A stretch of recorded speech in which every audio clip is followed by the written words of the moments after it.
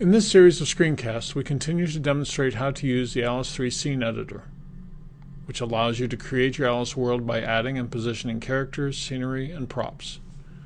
This screencast will demonstrate how to use the one-shot procedural methods for more precise positioning of objects in a scene.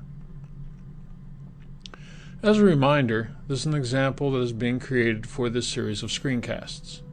In this example, a clownfish and a blue tangfish first meet a shark. As the two small fish are talking, a shark will suddenly appear.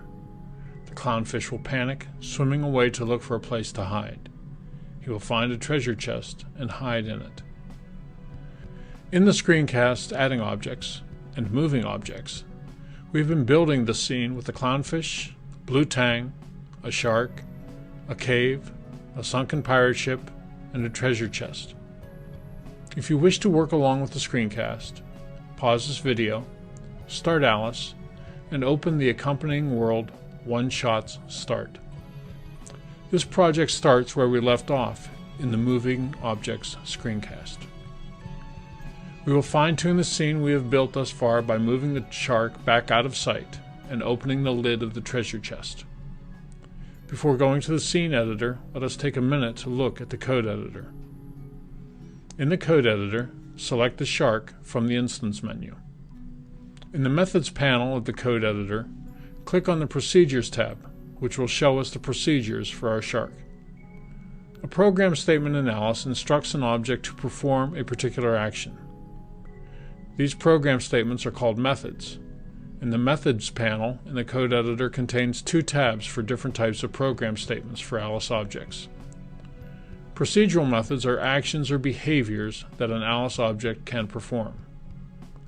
Functional methods are program statements that ask a question of an Alice object, generating an answer that is returned. Click on the Procedures tab in the Methods panel. It turns out that we are able to use some of these procedures in the scene editor. Using these procedures as one-shots provides more precise control of setting up our objects in a scene.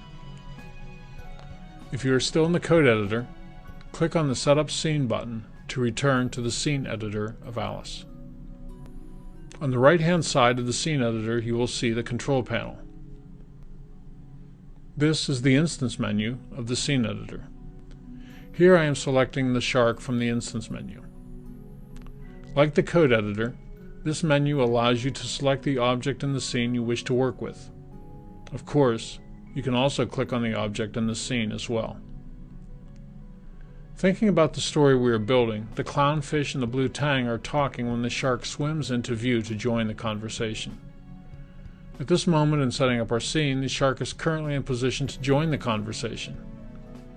We want to move the shark back to its starting position. We could do this by trying to position the shark with our mouse, but we will not know exactly where it is, complicating the code for this animation. We want to take advantage of procedural methods to more precisely position the shark at its starting position. In the control panel on the right side of the scene editor, underneath the instance menu, you will see a button named OneShots. Click on this button and a drop-down menu appears. Select the arrow next to Procedures, and a submenu will appear with a list of procedures. These are many of the same procedures that we saw listed in the Procedural Methods tab in the code editor. We will be able to use these procedures in the scene editor to help us in setting up the scene. Another way to get the One-Shots menu is to right-click on the object in the scene view. Select the Move procedure from the menu. You will then be presented with a series of submenus allowing you to specify which direction and how far you would like the shark to move. Select Backward, and then select Custom Decimal Number.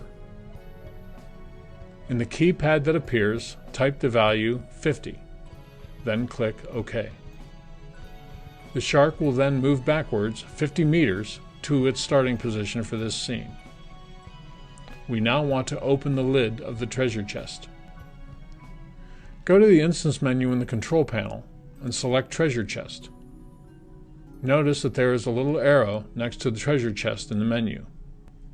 Select this arrow and you will see a list of joints or subparts that belong to the treasure chest.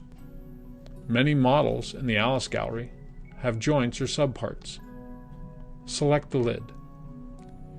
You will see in the scene that handles appear that would allow us to manipulate the lid of the chest into position. For the purposes of the code in our animation, we will use one-shot procedural methods to more precisely turn the lid to its starting position. In the control panel on the right side of the scene editor, click the OneShots button underneath the instance menu.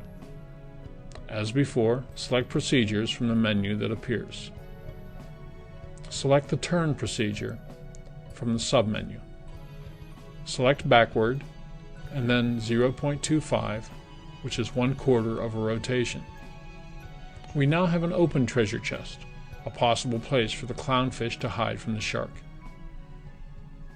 Now practice using one-shot methods to assist you in further positioning other objects in your scene. In this screencast, we demonstrated how to use the Alice 3 one-shot procedural methods of the scene editor, which allow you to have more precise control in positioning and orienting characters, scenery, and props.